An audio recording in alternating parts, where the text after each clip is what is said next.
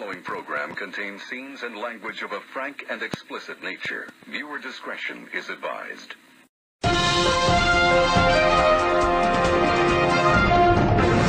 Good morning and welcome to Industrial News on Channel 2. I'm Aisha Ali. I'm Koi Lee, and today we'll be talking about westernization from the 13 original colonies all the way to the Pacific Ocean. First with the Louisiana Purchase and many ratings of the Native Americans and many wars that will be yet to come. But right now, we'll take you to the Louisiana Purchase that was purchased for only $15 million. Wow, that must be really expensive. Well, most people would think that, but it was actually really cheap, especially since we got all the land for 3 cents an acre. 3 cents an acre? Wow, you're crazy. Who bought that? Thomas Jefferson. Oh, this just in. Alicia Perkey's with Thomas Jefferson right now, and we'll take you to her right now live.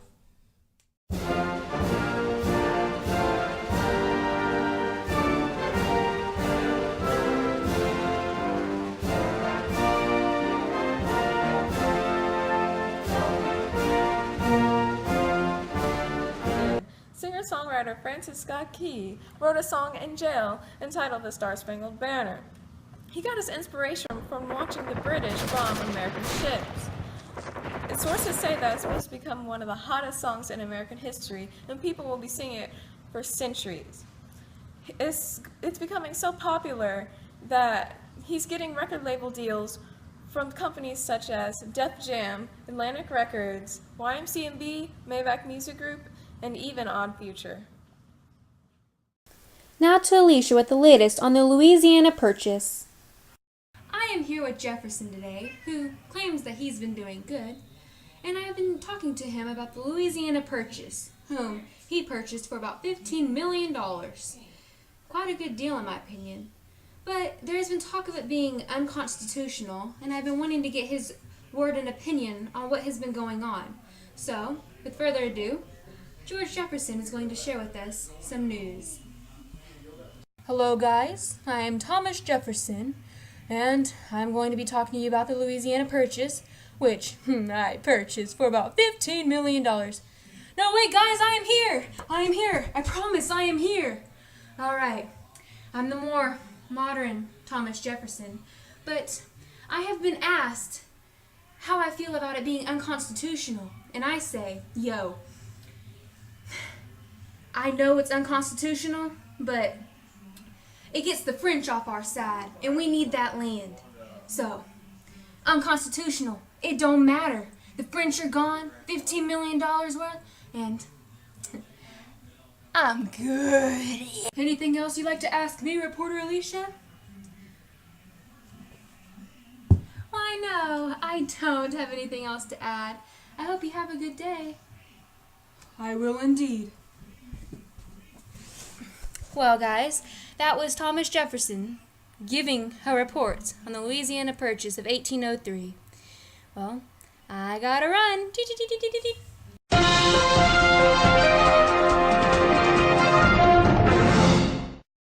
And now, here is a podcast over the British session. After the War of 1812 and the purchase of the Louisiana, settled disputes between evil Britain and the U.S., they created the Treaty of 1818. It permitted Americans to share the new-founded fisheries with the Canadians and fixed the vague northern limits of Louisiana from the Lake of Woods to the Rocky Mountains at the 49th parallel. It also provided for a 10th-year joint occupation of the untamed Oregon County. Bless the Lord, hallelujah! Neither Britain nor America had to surrender rights or claims for this to occur. The British ain't bad, are they? Eh? After the Louisiana Purchase in 1819, America seceded what we now know as Florida from Spain for $5 million. $5 million? $5 million. A lot cheaper than the Louisiana Purchase. But that's a small amount of land, wasn't it? But it was an important piece of land because that's where slaves, escaped slaves, fugitives, and runaways would go away to. So this way we could keep them in America and punish them. Wow. So that was what Florida was for escaped refugees, and then America bought them to just destroy them and punish them and make them run. Pretty much. So now they can't go out of their control. Well, at least there's one good thing for the Spanish. The Americans recognized the border disputes between Texas and America. However, that quickly changed in 1845 when Texas was annexed by the United States. And now we'll talk more about that as I give it to Vivian Tran, our news investigator. Hi, I'm Vivian Tran, and I'm here in Texas to talk about the Texas annexation. In 1844, the presidential campaign was mostly based on the annexation of Texas. James Polk based his whole entire campaign on the idea of annexing Texas. Southerners, just like James Polk, wanted Texas to be part of the United States. Northerners, however, opposed of that idea, and they did not want it. They didn't want it because of the...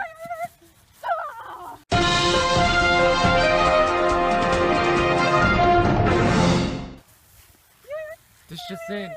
We just found this foul creature who just killed Vivian Tran. She is laid on the ground and she is being disrupted and destroyed by the Native Americans. We see right here the Native Americans are celebrating the death of what are now the Americans. And as you see, they are celebrating with their spiritual holiness and their mating call.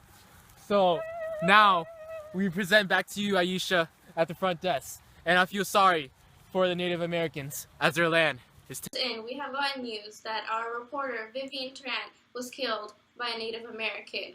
You know, lately there have been multiple raidings, killings, and kidnappings by these Native Americans because they're really upset with us for taking all of their land. So let's have a moment of silence for Vivian Tran.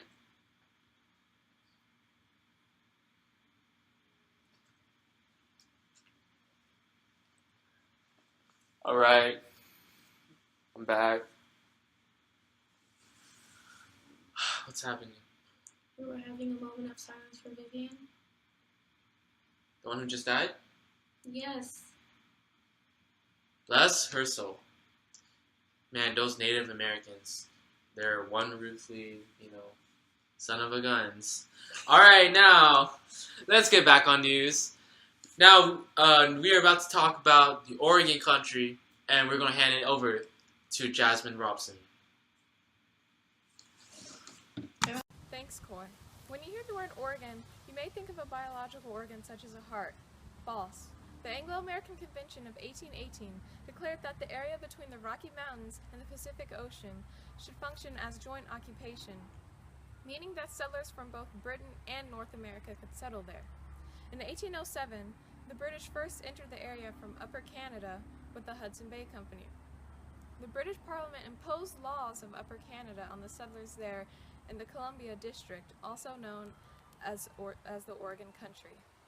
Most of the British people settled there for fur trade, and while they were looking for more ways to make money, American people such as settlers, missionaries, ranchers, farmers, and businessmen went there for a variety of reasons. Some of those reasons include to start farms, start settlements, or even to convert local Native Americans to Christianity. In the 1840s, Americans outnumbered the British in the Oregon Country. President James Polk wanted to end joint occupation and finally claim Oregon as a state. Negotiations started in 1845. The first proposal stated that the territory should be divided at the 49th parallel, where eventually would separate Washington State with the Canadian province of British Columbia. The British rejected this idea, and American expansionists began to get testy. People against slavery were in favor of acquiring this territory because any states formed of it would become free states. And while tensions were rising, pro-slavery Southerners, on the other hand, would offer no support if America were to engage in war with Britain. So Britain finally agreed to the deal. And by the Oregon Treaty of 1846, the land was divided. Oregon finally became a state on February 14, 1859. The journey Americans took to travel to Oregon was called the Oregon Trail. It is a 2,200-mile wagon route that connects the Missouri River with valleys in Oregon. From 1811 to 1840, fur trappers and traders created it. Many Americans went through trials and tribulations to travel there. This represents the hardships of long-distance travel in America in the 19th century. More than 400,000 people made the trip with their families to start a new life. But in 1869, the Transcontinental Railroad was built, and the Oregon Trail became less and less popular. The Transcontinental Railroad was a fashion-efficient way for people to travel across the continent, but soon the Oregon Trail was no more. Now, moving on to the Mexican Cession. This was a very big step for the United States because this completed our idea of manifest destiny, and especially President James K. Polk. He really wanted California, as this would complete our manifest destiny, would be from the Atlantic to the Pacific Ocean. So he tried buying it from Mexico for $25 million, but they said no because there was this whole dispute about Texas at the time. So then, yes. 25 million? And they rejected it? We should punish them. Well, we tried. So then, moving on, what President James K. Polk did was he sent troops down to undisputed territory, which caused the Mexicans to fire at us so that President Polk could declare war. Now, obviously, we won the war. As Americans, we win everything.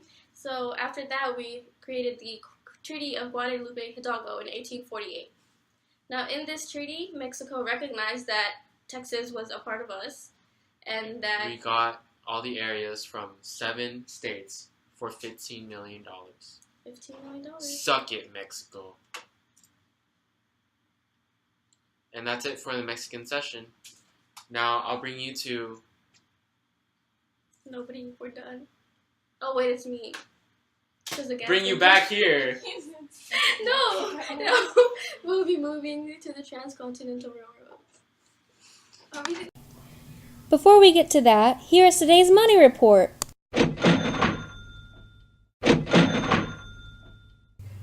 It's all about the money. We don't need your money. We just want to make the world dance.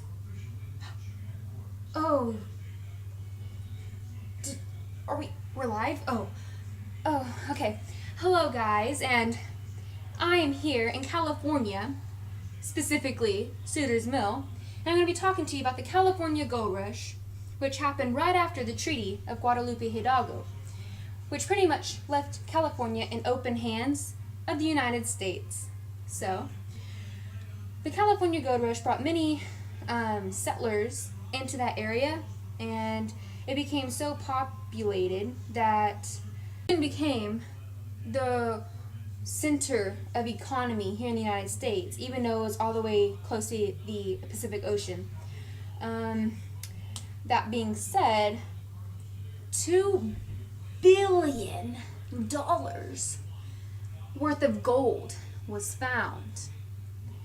And to me, that is incredible because I only have a few, pennies in my pockets for being on this newscast. But oh well. So if you want to get rich, go to California. There's lots of gold nuggets there. And now, here is Aisha live at the Transcontinental Railroad at the Gadsden Purchase. Hi, I'm Aisha, and I was your co-anchor, and I'm here at the site of the Transcontinental Railroad, which was bought in the Gadsden Purchase. In 1819, the U.S. bought what we now know as Southern Arizona and Southern New Mexico in the Gadsden Purchase for $10 million. In that purchase was mainly for the Transcontinental Railroad, which was really important for us for trade and because we needed to get around the Rocky Mountains. Hey, this is Channel 2 Industrial News, and I'm Coy Lee. I'm Aisha Lee. And I'm Jasmine Robinson. And we would like to thank you for watching American News. In loving memory of Vivian Tran.